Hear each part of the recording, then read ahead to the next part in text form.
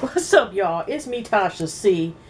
And I got this look on my face, y'all, for two reasons. Number one, my DVR basically gave me the middle finger. Because I usually don't like watching the episode when it begins. I like, at least 20, 30 minutes so that way I can fast forward to some of the commercials. It gave me a middle finger, y'all. And it didn't record. So, or it was some weird record error.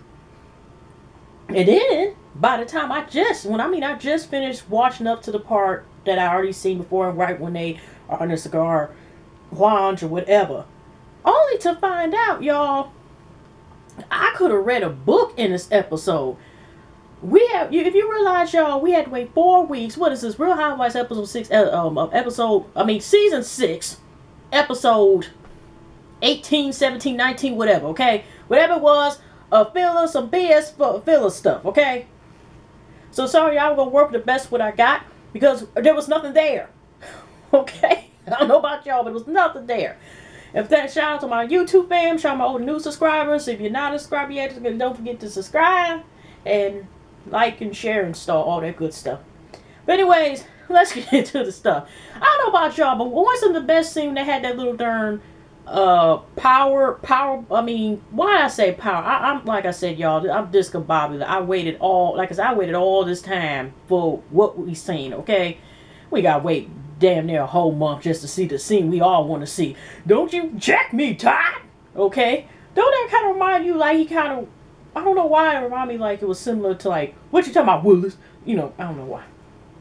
But yeah, the good stuff is for y'all is not going to come until next week. Hopefully, unless they have, no, they supposed to come on next week, okay.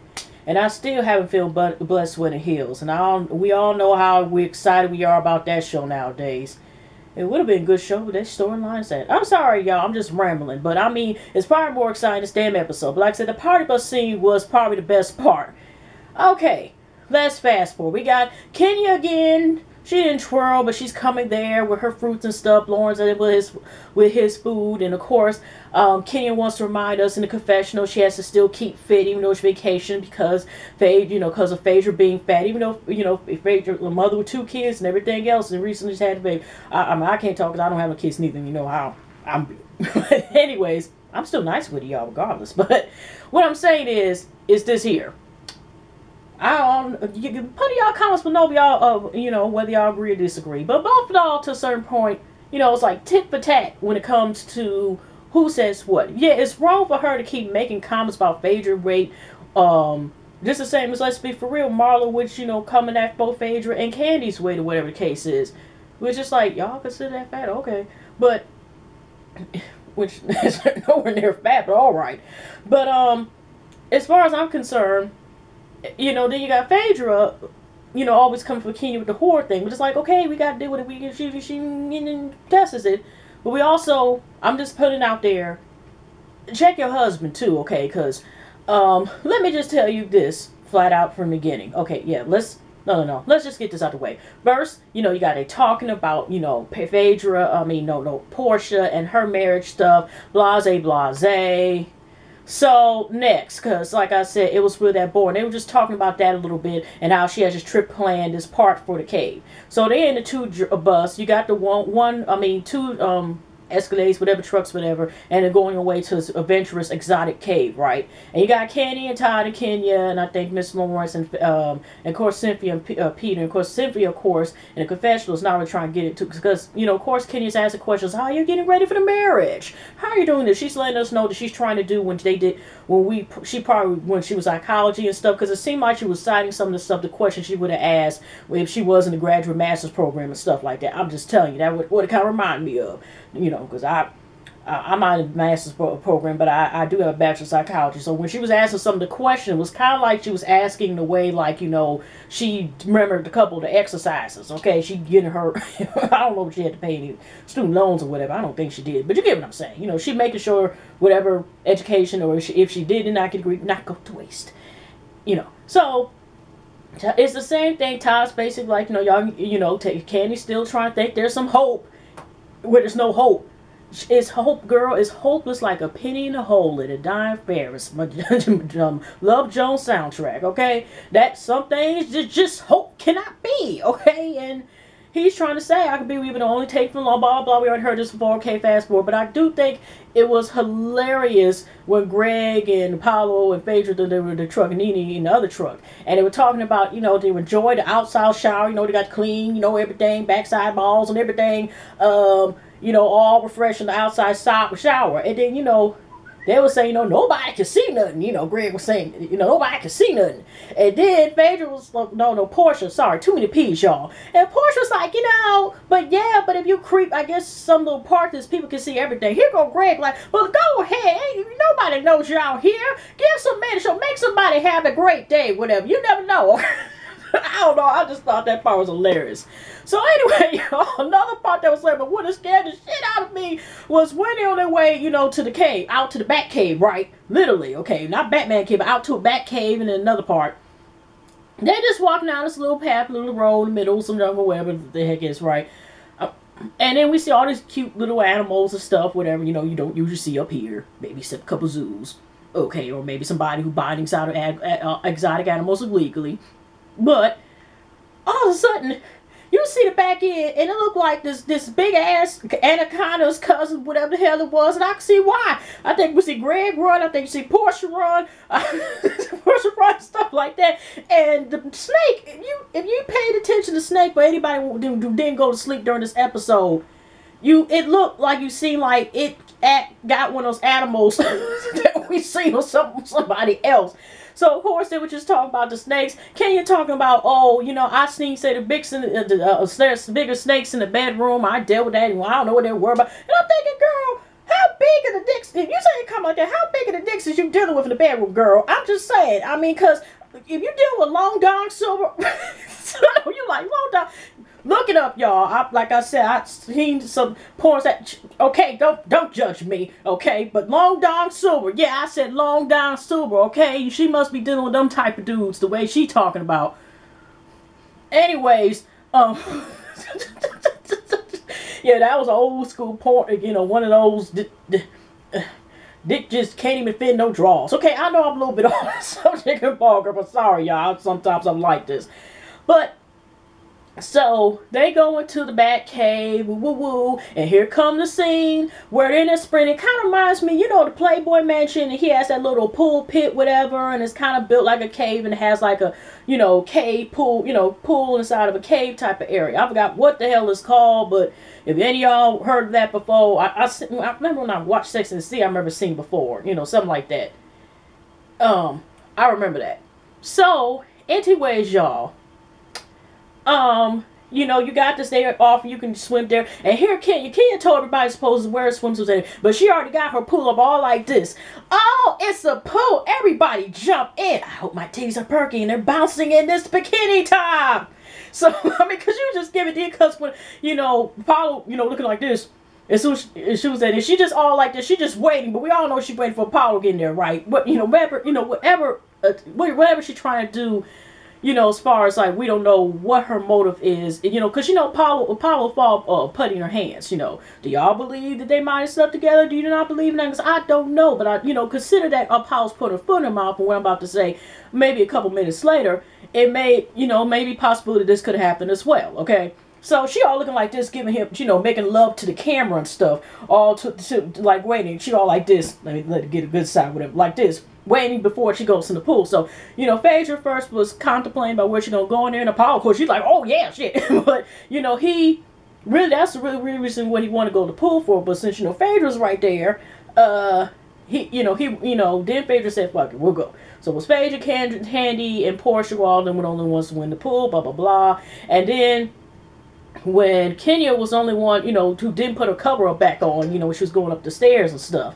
And then she met Apollo, and they were the only ones besides the camera crew, you know, the halfway gets up the stairs. She's like, yo, you should go take more pictures. You know, he like, I got enough pictures. And then she goes up the stairs. At first, he's like, you can almost tell you like this, I shouldn't look. And all you just see is everybody viewing. So it's the cameraman, because, you know, those some pervert-ass cameramen, okay, up there to get the back of, you know, Kenny go upstairs with water glistening on the body stuff.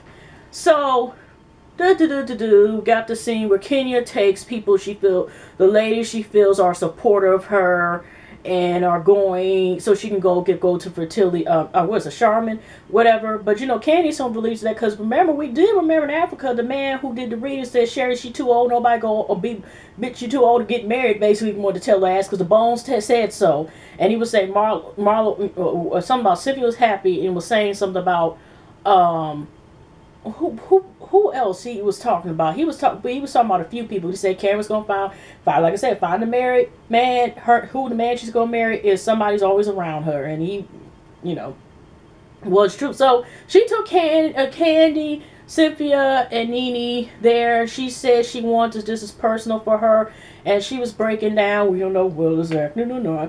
But at the same time, Candy said this is person we like is her just being herself. So, you know, he had him hone in prayer, and they were just talking about their situations. And Kenya said it was bringing up some story about some guy. She didn't want to have a kid really till she was 35 years old, and she fell over the family, but didn't work out. And just relationship complications, and, you know, just her just trying to not have a child. And then there was some smoke room when she had the statue in her lap and stuff like that, and none of that was whatever. By the way, I know this is so random, I'm going backwards, but remember with the snake thing, why did Greg think he go get a piece of a damn branch? Even though the snake is towards this way, it took 3 mofos to carry that sucker, I guess, away, or, you know, some of the tour workers or whatever to just carry that thing away. But why was Greg thinking this little branch was gonna help?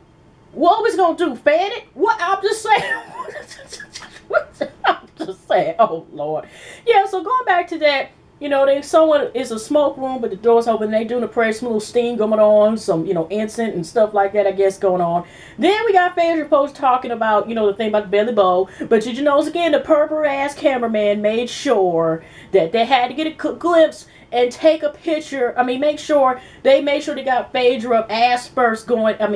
Portia ass first going into the pool. Okay.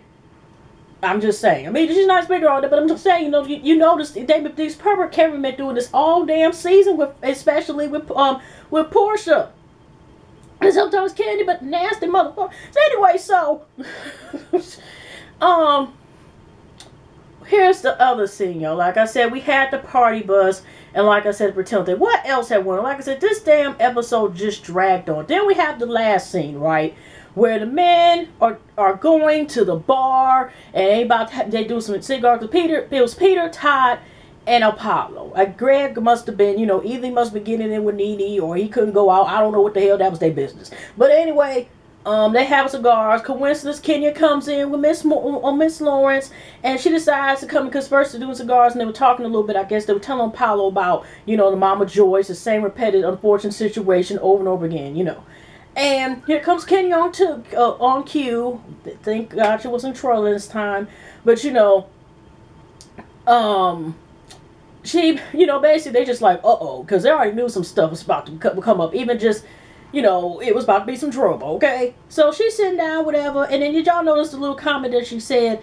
Now, she knows how to dip a cigar. I think it was in Todd's cup of liver. She up there getting about at least, tequila shots on me, everybody. Tequila shots on me. Liquor sometimes makes us all loose. And how the hell know she gonna give a Paul liquor know that? See, that's why Brandon ain't talking your ass no more. At least on camera we have seen his ass on there ever since that incident, okay? Paul acting like a damn fool. Anyway, so she's basically like, wanted to remind, she purposely said, the purpose, because that was a shock that she knew how to do the cigar like that, tap it or whatever. So she can basically, what they say, pull, observe, taste the liquor instead of the cigar taste. But she wanted to make sure she said suck, okay, on, suck on the thing. And they're like, wait a minute, we say pull or something like that. Of course, can you remind, you would want me to more so say something. But something like, whatever the rebels, but I know she made sure, I think she said on purpose, okay. So, like I said, they were talking a little bit and, whatever. And she's trying to get a 4th round or whatever. And here she's like making sure, Apollo, come up here with me, to the, right to the bar to make sure she gets the shots right. And, it was just hilarious because then Todd, decided, they were like, bodyguard. And then he goes with him. And why does this seem like 1/3? I don't actually shout out Ashley, she already put her view up, I think. I think she already did. I just watched it. Anyway, so, I mean, they did seem like almost a cross between either Three Musketeers. I personally thought they were a cross of like Three Stooges or something like that. Because I mean, all they needed was the third one, and we all know which character Peter could play. Look at the head. Look at the head. wasn't that Curly, right? Jamaican girl. But anyway, so because they sitting there and you can hear hear Apollo. I don't know what you're gonna do. I'm not, child looking like this and stuff like that. I'm like, oh Lord. So Kenya wants to talk because this is also what her and Miss Lawrence talked about, that she needs to talk about because Apollo's been running his mouth and making Kenya worse than what she already seems. Supposedly, okay. And Miss Lawrence agreed. Yeah, y'all need to have that talk. So they sit down.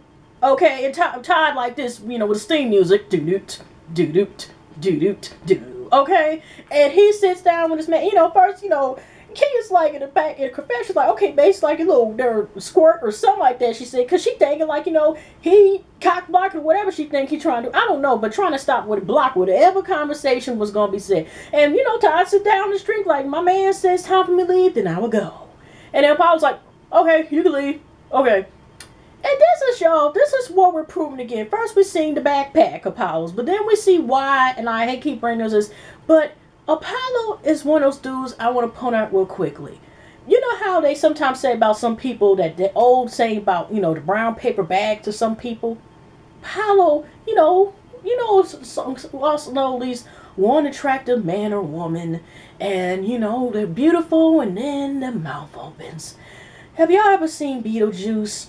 In that one scene, they trying to have him go back to the deaf world or wherever case is, and when he said they kept saying Beetlejuice, and he ended up putting this like this steel thing over their mouth or some type of thing so they would stop talking. And I mean Apollo's mouth could be used for other things. I mean his mouth, not to say it could be used whatever, but I'm just saying this, when it comes to saying dumb shit, sometimes acting dumb shit, he is one of those dudes person to me like. Just cover it. Just take it off when need. But when something about to happen, just.